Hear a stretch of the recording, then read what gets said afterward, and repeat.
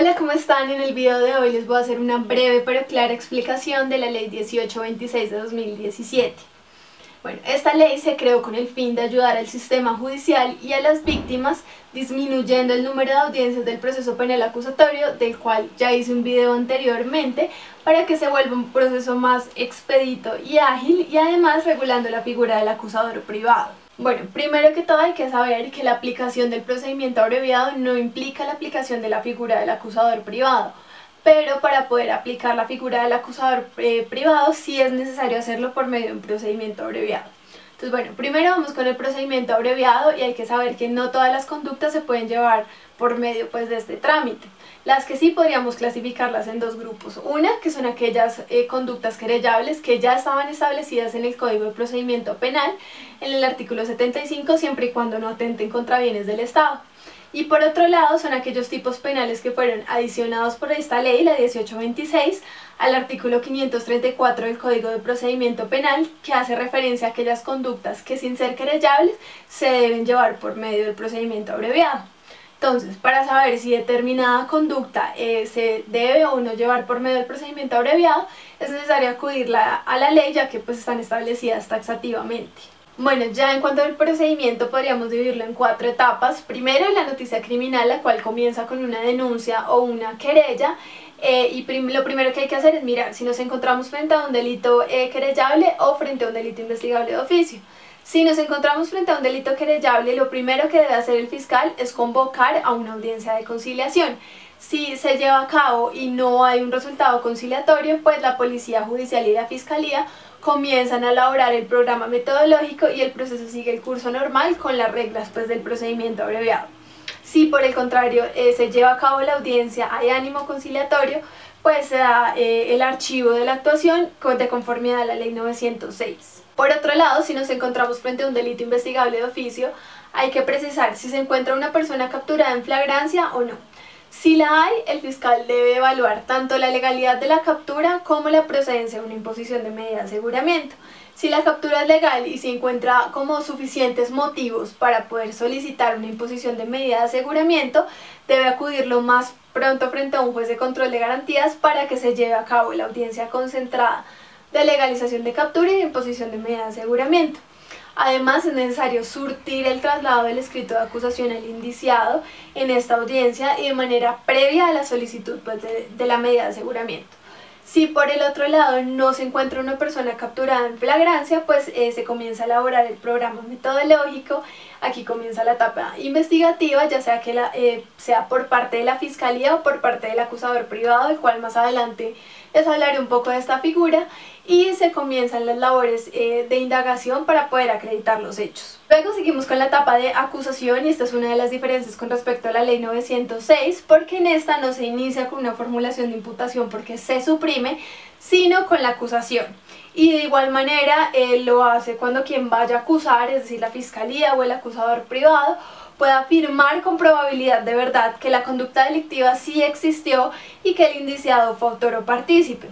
Para poder dar el traslado de la acusación, entonces se cita al despacho del fiscal al indiciado con su defensor, así como a la víctima, y dicha citación se puede dar por cualquier medio electrónico o ya sea por cualquier otro mecanismo idóneo para tal fin. Luego de que se encuentran las partes, se procede a 2 o 3 acciones específicas dependiendo del caso.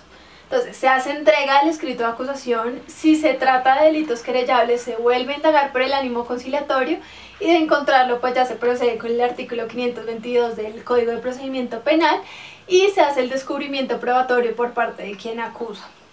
Luego del traslado del escrito de acusación, la Fiscalía cuenta con 5 días para entregar el escrito de acusación ante el juez para el desarrollo del juicio. Una vez que se haga el traslado de la acusación, el indiciado tiene 60 días para preparar su defensa.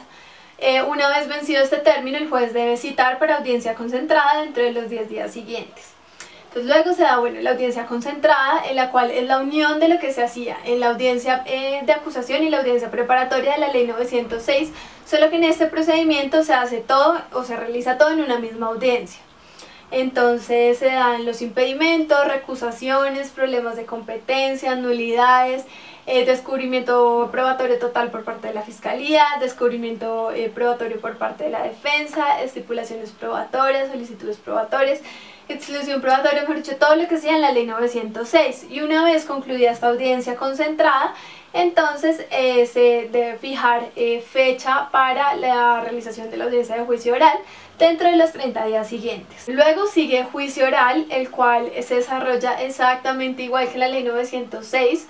El único cambio es que ya no se cita para audiencia de lectura del fallo, esto se elimina y la sentencia se notifica por escrito.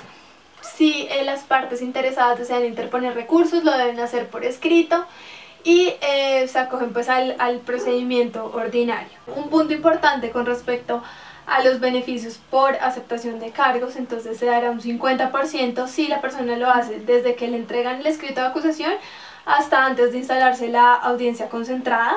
Si ya lo hace en la audiencia concentrada será una tercera parte y si lo hace en la audiencia de juicio oral ya será una sexta parte. Este procedimiento también contempla los casos de flagrancia, estas rebajas a los casos de flagrancia, con algunas excepciones que están previstas en la ley. Bueno, otro aspecto importante de esta ley es que regula la figura del acusador privado, el cual quedó sustentada en el artículo 250 de la Constitución Política, adicionado por el Acto Legislativo 006 de 2011, la cual le permite asumir a la víctima la condición de acusador. Esto básicamente le permite ayudar a la víctima a que tenga un papel como más activo en los delitos menores, permitiéndole investigar y acusar con el apoyo de un abogado profesional o de un estudiante de consultorio jurídico. Entonces aquí el acusador privado sería la víctima y el representante del acusador privado sería el abogado de confianza o el estudiante de consultorio jurídico. Entonces aquí lo que hace es que el particular hará las mismas veces de fiscal y cumpliría con funciones públicas transitorias. Bueno, con respecto a la solicitud de conversión, entonces este solo procede frente a los delitos que se puedan tramitar bajo el procedimiento abreviado, exceptuando aquellos que atenten contra los intereses o patrimonio del Estado. La persona interesada deberá cumplir las mismas calidades exigidas para el querellante legítimo y deberá presentarle un escrito al fiscal solicitándole la conversión de la acción pública a privada. Como primera medida debemos verificar si nos encontramos frente a un delito querellable o un delito investigable de oficio. En el primer escenario, el fiscal decidirá sobre la conversión siempre y cuando ya se haya adelantado la audiencia de conciliación entre las partes y no haya habido acuerdo y siempre y cuando no se haya dado el traslado del escrito de acusación.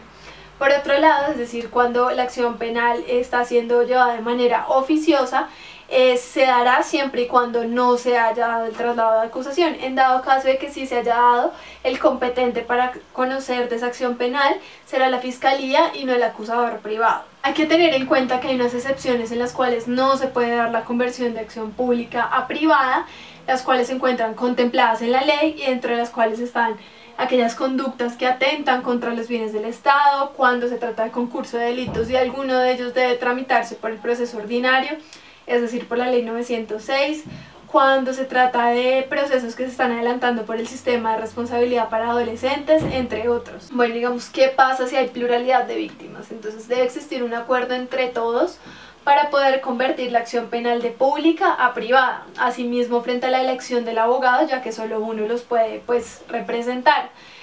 Con respecto a la solicitud, bueno, el fiscal tiene un mes para decidir de fondo sobre ello y es necesario saber que también hay unos requisitos que se deben verificar. Entonces, por ejemplo, si se trata de abogado profesional, entonces que la tarjeta profesional esté vigente o la licencia provisional. En dado caso de ser un estudiante de consultorio jurídico, entonces que tenga poder y que además esté autorizado para actuar, entre otros. Y también es necesario saber que frente a esa decisión de la conversión que la niega, pues no procede recurso alguno. Una vez ordenada la conversión, entonces el fiscal deberá dar traslado al acusador privado de los elementos materiales probatorios, evidencia física e información legalmente obtenida hasta el momento para poder darle cumplimiento a las reglas establecidas para la cadena de custodia. Con respecto a la etapa de investigación, la ley 1826 faculta al acusador privado para realizar los actos de investigación para la compilación de elementos materiales probatorios. Entonces, en este sentido, el acusador privado está facultado para recoger directamente los elementos materiales probatorios, con excepción de los actos complejos. Esos sí deberán ser ordenados por un juez de control de garantías y coordinados por la Fiscalía. También la reforma se trata de que cuando la víctima asuma el ejercicio de la acción penal, se releve de la manera más completa posible a la Fiscalía y a la Policía Judicial del cumplimiento de sus funciones de investigar, de acusar y de probar en juicio pues la acusación.